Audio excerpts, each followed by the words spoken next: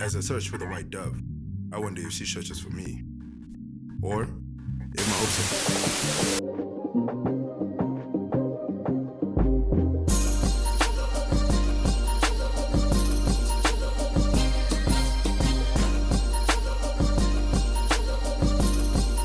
Yeah, you build on it. You build on it. Now, Mingus, my question to you, or my next question to you, right? I have two more questions. These are actually the scripted questions now. Salutations, mortals, and welcome to From the Jump. Today we have this creative that, like, man, I don't even know how to describe this man, but hold on. Let me just say one thing. This man, when I met him the first time, Mingus, like you released, I think this was 9 years ago. 9 years ago you released, I can't remember what track it was. But man, the grittiness of it, the flow of it. Please introduce yourself to these people. Let them know who you are, my brother. Yo, what's up? This is Mingus, man. Cape Town MC, writer, DJ, producer. I do a lot of that stuff. MCing is still my number one passion, although I haven't been releasing anything. That's just where the culture is at right now, But, writer's block founder, crew from Cape Town, hip-hop legends, basically. I've been doing my thing for a long time, man. And I left SA about, I don't know, what is it now? It's like 10 years or something. I can't remember. But yeah, it was about 10 years ago. I remember that. It was like, no, not 10. 8, somewhere around there. Somewhere around 8, 9, I don't know. I lost track of time. This whole 2020 situation got us confused. But yeah, I'm based in the Netherlands now. And I got my fam here, and I'm doing everything that I do here in the Netherlands. Planning to visit home at some point, especially after this craziness. So, man, that's me, All right. Let me get into it. You just jumped like through 2-3 questions right quick. I love it. No, but that's, because as you said before we started the interview, these interviews, this From the Jump thing that I'm doing is basically the conversations we always as creatives have. Is just nobody else gets to see it, and hear it and understand what's going on. So my first question for you, right, is or not first question, is if you could just let the people know how it was, because when you moved to the Netherlands originally, it was for studies, right? Yeah. It was for studies. Yeah, a bit of both. My moved because of my fam, and then at the same time doing studies. So it's just continuing where I left off. So that was 8, 9 years ago, something like that. Yeah. So when you got sorry, no, I interrupted you. Go on. Yeah. So at that time, I think because I had my daughter, right? My daughter's about 8 now. And so basically, baby mom's like, I wanna head back to the Netherlands, and maybe it's an option for us just to raise our kids there or whatever. So I was like, and I had been to Europe before, like I lived in Berlin, I lived in Sweden and stuff like that. So I was like, I got some people that I can make some more moves, so it wouldn't be that much of a foreign ground for me. So and then I skipped, and then this has been home ever since. Yeah, no. So you actually haven't been back to South Africa since, have you? Nah, I have. I was back 2012, and then for a short period. But when I do, man, it's low key. It's just for the fam. It's not really to be out your wilding or nothing like that. Nah. It's all like I keep it low key. That's how I move. And I'll see peeps. Like I might run into you. You never know. You know what I'm saying? But I don't make announcements. Now, when we first met, it was actually a really, really crazy time. I don't know if you remember the first time we met, but I think I was with Jimmy. I was with Flex at one of the Vinyl Digs parties on the rooftop. Remember, with the fake grass? Yeah. Oh, shit. I think it was around the corner from Shelf Life. That's correct. It was around the corner from Shelf Life where they were having those things. I think I can't remember which day it was. And it was a woman DJ. I can't remember her name right now. But she used to spin on the vinyls, and it was only vinyl. That was the whole thing about Vinyl Digs. Like those parties where all DJs had to only play vinyl. Yeah, that's the day I met you on Loop Street, right? Like close to Shelf Life upstairs. Yeah, I remember those times. Yeah. Now, why I bring this up is because you weren't like somebody that would be seen at all of the parties, you know. You weren't somebody that would be seen at all of the hot spots all the time. So like, was Vinyl Digs, because of like the type of culture and type of music that it was like trying to break through, was that why you would more or less be seen at more of those places? Because I mean, it's not, at that time you were already big. It's not like, you know, you were really up and coming anymore. Like people knew who you were. You worked with international cats all the time. Like you guys, like you really moved different. So that's my question, is like, was it more like I really fucks with this because of the theme of it, or what was it? Yeah, it's a combination of a couple of things. It is a bit of that. Like there's certain things that speak to me, like you know, as far as creativity and stuff like that, or what people are trying to do. And especially in Cape Town, man, the people that know me will tell you, like, I've always been the guy supporting a lot of stuff and a lot of people. So whether I promoted that or not, like, but if you knew, well, those that know me know I was always behind the scenes, like, you know, doing stuff. So those kind of parties were for me also dope, and also because with the people, you know, like the vibrations, you know, and all of that stuff with the people I get along. So it was like, all right, okay, cool. It's nice to see like different concepts touching on different things come up, and I would check for those. Like, Gotcha. so yeah, it's always what I liked about Cape Town is there's a lot of creatives there, and the downside to that is there's a lot of creative things going on, but then it can get like, you know, overwhelming.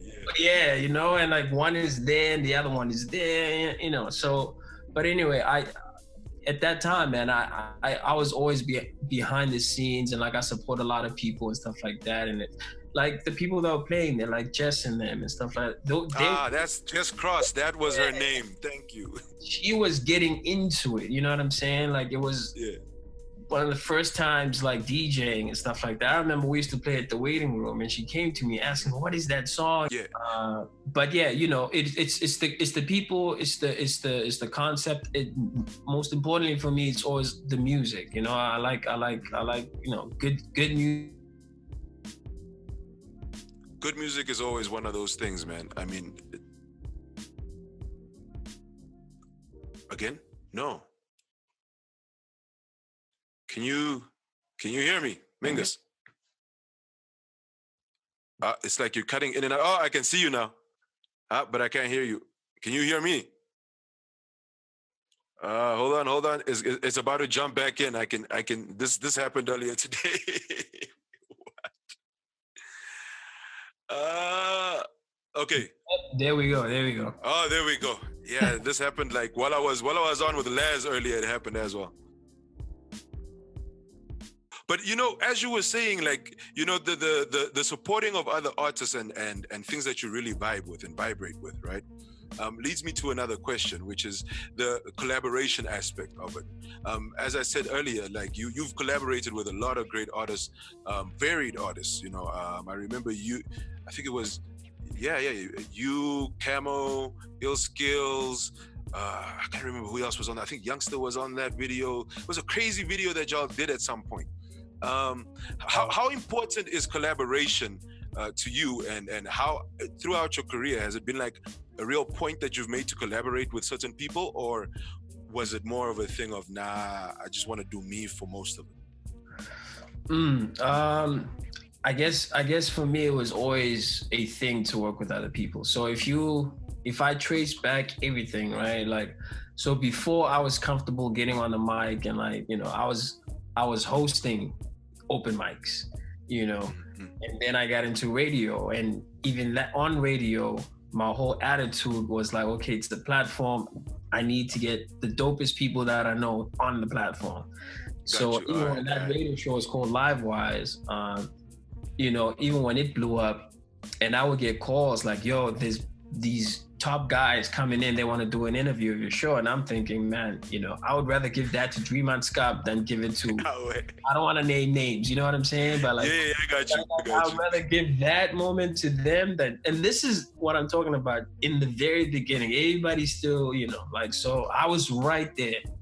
So so working with other, like, I could do my own thing, but I enjoyed, because it's when you meet, other people that are very creative, like it also pushes your creativity.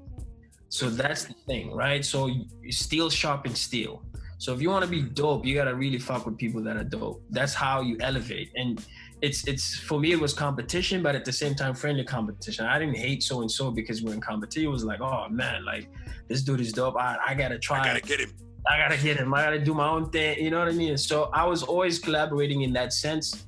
So for instance, by the time I formed the writer's blog, like the original idea was that, so at that time I had met Confab and I knew Vernon through ciphers, like just, and I knew Matabs also through ciphers, and we knew the same people type of vibe.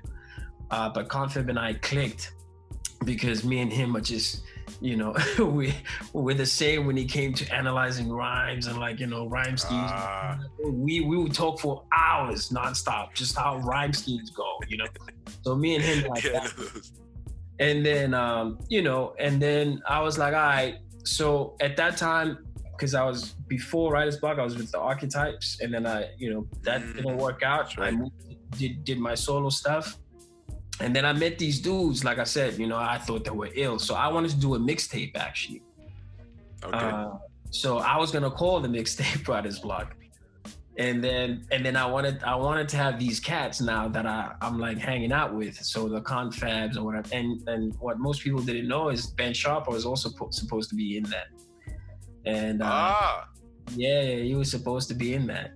Okay, got you. And we clicked so much. Then I was like, and I was already recording stuff with the cats, that I was gonna make this mixtape. But then I was like, nah, this is it. Like, this is my fam. Like, these cats are my fam. Like, so then I flipped it and I was like, nah, this is it, guys. And I told that we were all there, like, created. This is it. This is the group. You know what I'm saying? So that formed. And then even when I was doing that, so now I'm meeting other peeps, like for instance, that Confab knows or Viscous knows or Matabs knows. So now I'm collaborating with other people, and it's like just connecting dope cats to dope cats. Yeah, and a growth of network right there. It grows, yeah, and that's the thing. So going from open mics and the radios, and it was always collaborating. So for me, it's always been like that. That's because it's like I said, man, steel sharpens steel. So it's more of I think if I was on my own, just doing my own thing and not really meeting up with other people or doing stuff, then I probably wouldn't be as good. You know what I'm saying?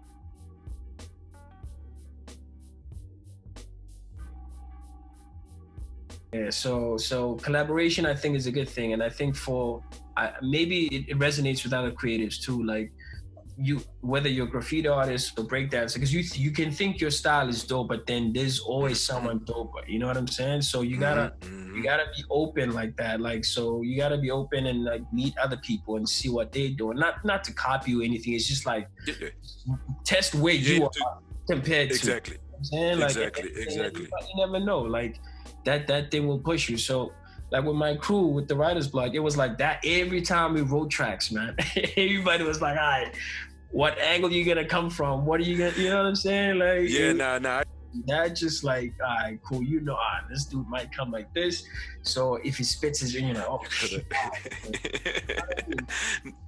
Now, just building on that, right? It leads me to the question that since you've been in so many different industries, you've worn so many different hats, from radio, okay, well, you never stopped wearing them. I'm just saying, you've put on so many different hats and moved through so many different circles. Was there a point where you were like, you know what, there's an opportunity here, but when you do an opportunity cost, you got to give up one to go for another one. Was there a point where, or which one that you can remember that you had to give up was one that you were like, damn, I should have maybe gone with that one? Yeah. Is it one that you regret like letting go? Yeah, I mean, like, for instance, the radio thing was dope, and it happened at a time when, and like Cape Town needed it, you know what I'm saying? Like, I mean, we had like, for instance, Dre and them were doing Head Warmers, which was late at night on a Friday. I was doing the live wire stuff like earlier in the evening.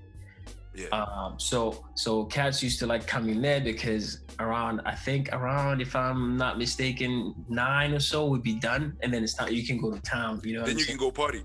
party. You know, so whereas head warmers, it was like midnight stuff. You know what I mean? And you had to be there, and it's in Salt River, so it's like, how do we get to Salt River? You know, Still is and still is. you know what I Both. mean? It's still at midnight. It's still in Salt River for real. So, and if you don't have a car, then we didn't have cars at that moment. So it's like, man, if I go to Salt River, how do I get back to the party? That kind of vibe, you know what I mean?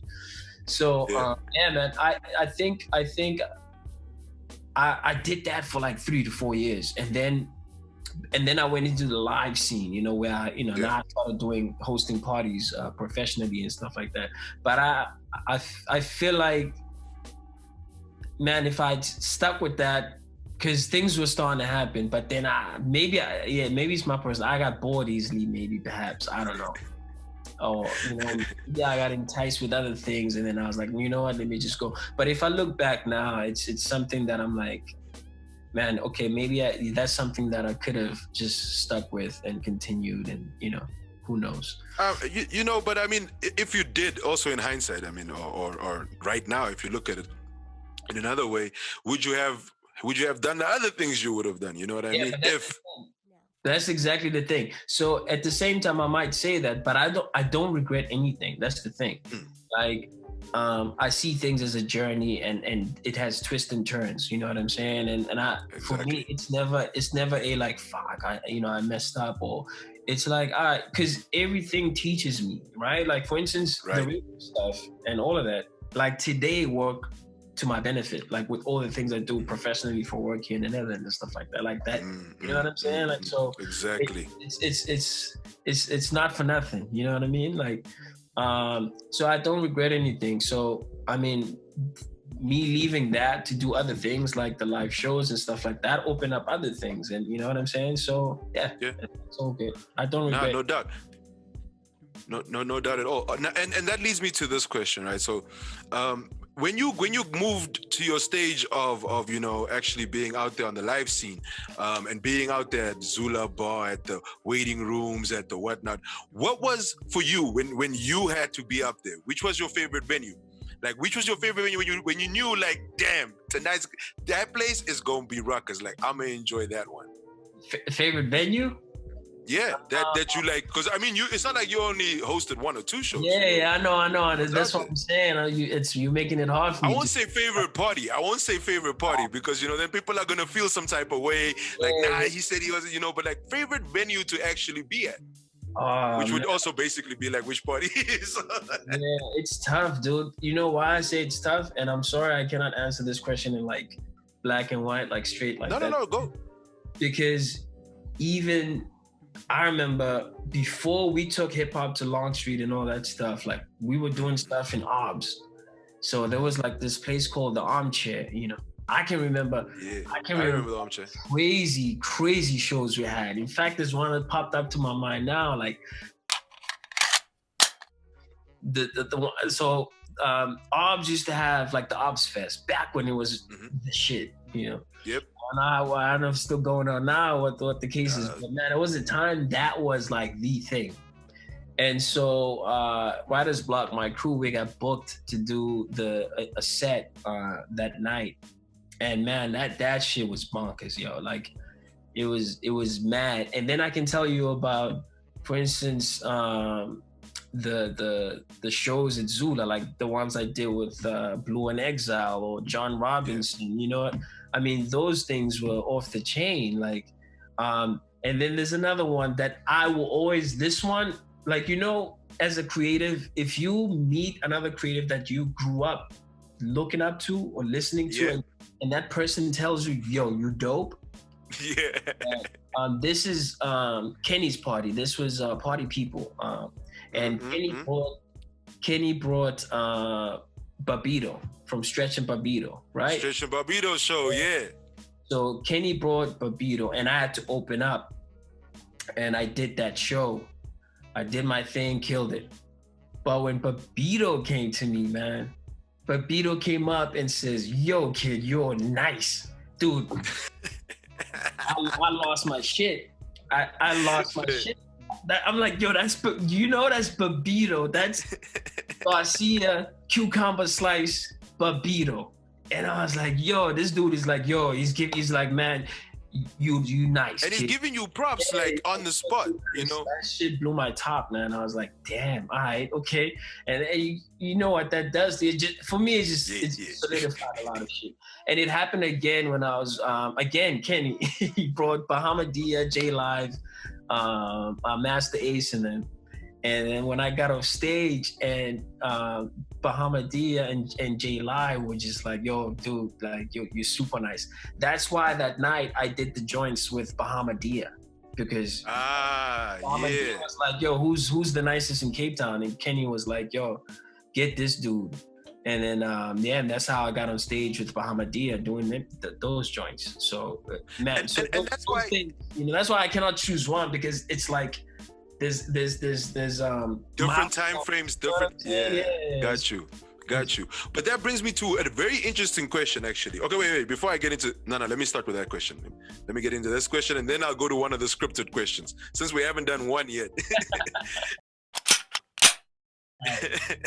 So, the question I have for you is like, going from having all of these events, like these milestones, like, and these are artists that people really wish they could work with, that they could, just be seen performing in front of, you know what I mean? And then for a while being like, hold up, I'm gonna step back from being a performer, and I'm gonna go back into my toolbox of skills and do something else. That choice, like, talk to me about that, my brother. Talk to me about that choice. Yeah. So basically, man, it's a case of you grow up, you know what I'm saying? And like, I think the reason why I've worn so many hats and did so many things, again, part of it is maybe because I get bored easily. And also I don't like the whole, what I call a treadmill lifestyle. Like, so, yes, I was fortunate enough to be, in those positions where I could, collaborate and do all these things. And even overseas back then, I would travel overseas and do shows and all that kind of stuff. But there was a point in time in my life, like basically the announcement of my daughter, like, that just changed the whole landscape. Like, that's what I mean by growth. Like, now back then I could do shit because it's just me. Like, hey, it's just me. I can do whatever I want. But then when that happened, like when I knew I was gonna be a pops, I was like, all right, okay, what's my move? You know what I'm saying? So, but it was a hard decision, like, okay, I'm gonna give this up and stuff. But the thing is, that's the thing maybe most people don't know about me, is that I've always been like that. Like, I started shit, from nothing. I've never been afraid to be like, because it's been like that since I was a kid, Yeah, you don't see it, you create it. Yeah, you know what I mean? Like, so I've always been like that. So when it came to making that decision, I was like, all right, cool. That's why I was saying, like, I was already doing stuff overseas. I've already lived in Berlin. I've been in Sweden, whatever. So the fact that I had to move and give my Cape Town vibe and life out for this, I was like, I wasn't afraid, man. I was like, all right, I can start something else over there. You know what I mean? I mean, you've created so many different lanes for yourself. Yeah. To create another one is just to create another one. Yeah, but to answer your question, it's growth. Because if I look back now and I look even today, and you go on social media and check up on people, what they're doing. Yeah. And I find some people are doing the same thing that I was doing 10 years ago. And I'm like, yo, this thing's supposed to move. You know what I'm saying? That's what I mean by treadmill lifestyle. Like, you feel like you're moving, but you're stuck in the same place. But you're stuck in the same place. Yeah, got you. So when I see people trying to do shit that I was doing back in 2000, who knows what, and I'm like, yeah, but there's got to be something new going on. I'm not saying everybody's like that, but because I know there's a lot of dudes that are trying to that do like dope shit and venturing out, which is what I like. But I'm just saying at the same time, I do see some other peeps where I'm like, oh man, come on, like because I'm rooting for that. I want to see I want to see movement. I don't want to see you like just stuck in one place. You know what I'm saying? So Exactly. that's what I mean. But I do get what you're saying. I mean, it's a thing of, and that was actually going to be my next question to you. It's a thing of are people as creatives venturing out into different expressions of themselves, or are they just staying in the one lane that they've created for themselves? Because sometimes that lane ends, but it doesn't mean that your creative journey ends, Yeah. but now you're stuck in this lane, so you're not allowing yourself that avenue to grow into the next creative. So I totally get what you mean, and that's why it was going to be my question to you, but you just answered it. One of the scripted questions. You're not learning anything. You keep getting the same questions from life, then you didn't do something different. You're doing the same shit, so you got to change it. So we were young, we were doing all this stuff. Yeah, we were young doing all this stuff. So for me, there needs to be a change, a switch that shows progression, So whether it's going from radio and then doing live stuff and then maybe even getting on TV or something, it's just growth. Now, speaking about taking you places, back then, I remember I was having this conversation with Jimmy, which I will have with him another time again. But back then, you guys literally used to bootstrap. When I say bootstrap, like y'all have a show in East London, then you have a show and y'all are bootstrapping. Like, okay, let's jump on a bus. Let's just do whatever. Talk to us about because that's the non-glamorous stuff that for us as creative is glamorous because it makes memories. A lot of creativity, like creative pieces come out of those aspects. Can you speak a bit to some of that bootstrapping experience that you guys used to go through? Yo, man, I can tell you, dude. Like when nostalgia hits, people hit me up. Like, yo, man, I remember you did this and you did that. Shit. So we had Cape Town on lock, but then we were like, all right, let's East London wants to hear from us. You know what I'm saying? Like maybe we should go. So and when people call and they're like, yo, all right, cool, we like to see these cats because they always heard us but never seen. So then it's like, all right, cool, how do we do it? Where do we stay? That kind of stuff, man. Especially when like I said, we were kids, so in the beginning we had no, some of us had no cars. We just university and all this shit. Yep. Like, so how do you make this stuff happen? Like now it would be a different story now, I'm all grown now, I got my own shit. So if someone calls me like, yo, all right, let's go to, you got a show in Spain, I know how to do that, like, and set myself up, blah, blah, blah, no problem. Right. But back then, this is what I mean by learning as you go. It's like, how do we do it, blah, blah, blah, And I remember one time we were in Grahamstown doing the Grahamstown Festival with the Writer's Block. And we, luckily, I guess it's summer, you know what I mean? And but we were able to camp, and then we camped out because everybody else was camping, was camping out, yeah. People came from outside of Grahamstown for the festival, so we were camping. But then when we made sure that when we got there, if we had 2 bookings, we'll try to get the other ones. So we let the music and our skill speak for itself. So basically, if we did the one show, like, all right, cool, and people come up like, yo, that was dope, blah, blah, like, cool, do you know another spot, like maybe a bar, whatever, what's going on? Like, we'll jump on that, we'll do that, you know what I'm saying? Like, so that's the bootstrapping and like figuring out, yes, you're going somewhere and you don't know the area, you don't know the people, you don't know what the fuck's going on, but when you're there, you're gonna try and make the most of it anyway. And that's what it came down to, Same thing with the East Londons and Joburg. It was, always like a hustle, like, all right, cool. But the thing is, when you're dope and people respect what you do, those avenues will open up. People will call you like, oh shit, okay, this cat's here, let's hook some. Because we did the same thing in Cape Town. Like, so I don't know if a Dumi or someone came and like, we'll be like, all right, okay, so and so is here, so let's hook up something on this day so that homie has a spot to do something, you know what I'm saying? So that's how it worked, man. Like, but obviously that had to come from respect and people knowing what you do. It's you put in that work, and then the same thing, if you put in that work, then the rest sort of opens up. Okay, cool. Okay, I can hear you too. All right, now we're back. So like from going through the bootstrapping process and being like, all right, cool, we got this one show we know is guaranteed, we're gonna do that one, and then hopping on and at least taking, taking that leap to be like, hold on, so y'all like our shit, like where's the next part we can go perform at? Bring your peeps through. Oh, y'all like our shit over here, where's the next part y'all can, and then from that going to be like, yo, when people come through to where we're at, let's put something out there for the homies, let's at least, try and be like, yo, come through and slide over here, we got a platform for you.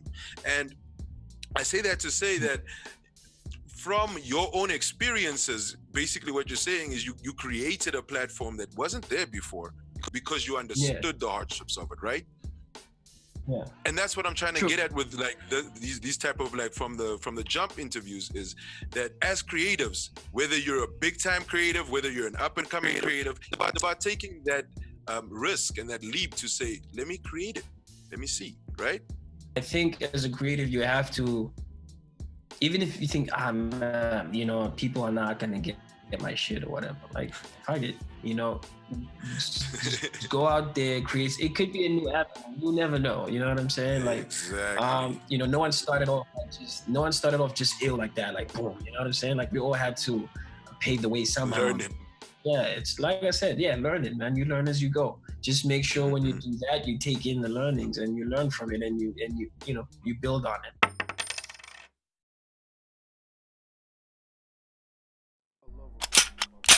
Now, Mingus, my question to you, or my next question to you, right? I have two more questions. These are actually the scripted questions now. Cool. Give me up. Right? So the one is, this is the most important question of the entire interview, right? This is the one that I really need you to focus on, okay? Superheroes versus supervillains. Which side and why do you choose that side? Anti-heroes like Wolverine and all those guys go with the villains. Gotta choose a side. Gotta choose a side. You name one that I really like, and that's the Wolverine. But I'll choose another one. I don't know. Let me think. And you gotta choose a person. No, I mean you need to choose a side. Like, are you with the superheroes or you with the villains? Choose a side. Choose. All right. Let me see. Because you know what? Like a lot of the super villainy is misunderstood because the story is not told. The hero side is always told. You know what I'm saying? Like that's always in the forefront. So you don't know what the Joker's story is. You just know that Batman's got to fix shit. You know what I mean? I feel like the super villains are misunderstood, and then once you understand their plight, you might even side with them. So with that, I would say this, because if you notice my album, I called it Beneath the Underdog for a reason. Yep. Because again, it ties into everything I said in this conversation about me being behind the scenes and always helping out, and because I was always pushing for the underdog. Like, that's why I said to you, remember I said to you earlier that, I would get a call like, hey, can you interview so-and-so who's already an established artist? But I would rather give that to a Dream and Sky who was coming up at that time. You see what I'm saying? Like, so I always had that chip on my shoulder in that sense. Like, so I was always for the underdog. Like, and I always felt Cape Town was the underdog too, because what was going on at the time was like Joburg had, the commercial backing. And by commercial backing, I mean financial backing. And so they could do things, and no discredit to anybody's hustle or how they did it, right? It's not about that. I'm just saying. No. They had the platforms and everything, you know what I'm saying? Like, but Cape Town had nothing. We were dealing with a bunch of just red tape shit, from racism to we can't host this party here, all those kind of stuff. All of that. If you go back to talking about live shows and like, you went to a live show and you saw Blue in Exile, but you have no idea, how the struggles it took for us to make that shit happen. So we were doing all these things, and so what I was trying to say is that, Joburg sort of kind of had their platforms, but Cape Town always, we were known for being dope, but still we just couldn't get to that commercially viable level. Commercial. You know what I'm saying? Like, so, I mean, people will come from Joburg just to study what we do, whether you're a graffiti artist, a DJ, B-boy, you came to Cape Town because that was the Mecca. You know what I'm saying? Yeah, because it was like a melting pot of creativity. Exactly. So to answer your question with the hero and villainy, I will just say this, that the The villains are usually misunderstood. You know? Man, you just said you're gonna be with the villains. Basically, your whole explanation of the underdog is to say you're gonna be with the villain, bro. Yeah, because the story is misunderstood or is not told, you know, and that's not the fault of whoever's watching or listening, but it's, you know, sometimes like I'm that way, right? Like I don't go out and, you know, make announcements or whatever. If shit happens, I'm just quiet, you know, that's just me. Yeah. So a lot of people might have perceptions about me and what I do or what I did. In my head, I'm like, I don't give a shit, right? Like, I just know who I am and what I do. So I might be the villain to someone. But that person, you see what I'm saying? Like, so you don't know the story, but you might know the story of someone else because they speaking a lot and I'm quiet. You see what I'm saying? So I'll tell you why I came up with this question, right? And why it's the most important question of the interview. It's generally because a couple of years ago, I don't even know what it was about, but I came with this, it just hit me, you know, like everybody is the villain in somebody's story. Nobody can be the hero all the time. It's a lie. In somebody's story, like Superman goes and he saves these people, what, and you know, he puts us down and he beats this guy, but that guy just fucked up an entire building, bro. All my possessions, like my life savings was in there and I can't get that shit back because Superman decided you gotta kill this motherfucker, whatever has to happen, you know? You the villain in my story, Superman. You ain't my hero right now. And then again, like, you know, if I flip this out to something maybe some other people might understand, it's kind of like PR in a way. Like, you know, some people want to control the narrative of whatever it is about them, right? Whatever happens. So they go out, they will talk and like, and you should, in a way, I think, yeah, sure, fine, you could do that, and maybe you should, I don't know. But I'm the type of dude sometimes, and I'm like, why? You know what I'm saying? Like, fuck it, okay, you know what I mean? Like, I'm not gonna. Yeah, sometimes you just gotta let it slide. Yeah, you know, like fuck it, you know, like I'm not gonna waste all that energy trying to correct my appearance or whatever. I don't know. Anyway. Yeah, no, I got you. No, I definitely got you on that one. Now, I know there's gonna be a lot of people watching, you know, like up and coming creatives and such. What would be the one piece of advice? Because I mean, besides the fact that you've given this whole interview is about advice, you know what I mean? But what would be the one piece of advice that you would give an up and coming creative in any industry? Just one piece of advice that you think they should really take to heart. Yeah, man. It's growth again. Like, just continue and grow. Like, and you don't know everything. Like, you may think you, but you don't. You know what I'm saying? And then you may think you're the dopest, but trust me, there's someone better. So I guess in our whole conversation right now, I'm being consistent in the sense that everything touches on whatever I've said in the beginning, right? Oh, so no, definitely. That would be my advice. It's just grow and keep growing. Like, don't have that treadmill lifestyle, because you may think, because, you know, the treadmill analogy is so on point in the sense that you really, because you feel like you're working out, man, you're moving. You know, you're working, bro. That way, and you're working. You know what I mean? Sweating. But you're not moving. But you're not moving. So I would say, really, man, just grow with everything that you do. Just grow. And it's not easy, you know. You're gonna be down, and that's the thing that most people that consume what we produce don't understand, is that it takes energy, it takes effort, it takes mental health, it takes all kinds of shit, and then you might break down and want to stop. So I've been there. A lot of us have been there, but you know, if you can pick yourself up, you continue, you grow. See, that breakdown was a growth point. So if you can combat that, you come back, you move on. You see what I'm saying? Like, so that will be it, man. Just continue, and then grow. Just move forward.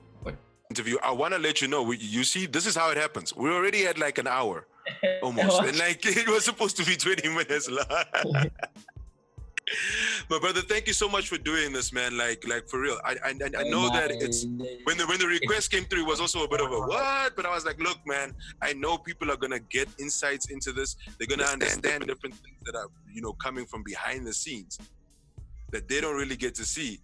So, and I say that to say, you know, I know I've learned some things, you know, that I didn't know, because I really didn't know that you were on radio. I only knew you as an MC, but then again, I'm not South African. I came in like 2006 or something, or 7 or somewhere around there. Other than that, man, we're all good, and I'm happy to do this.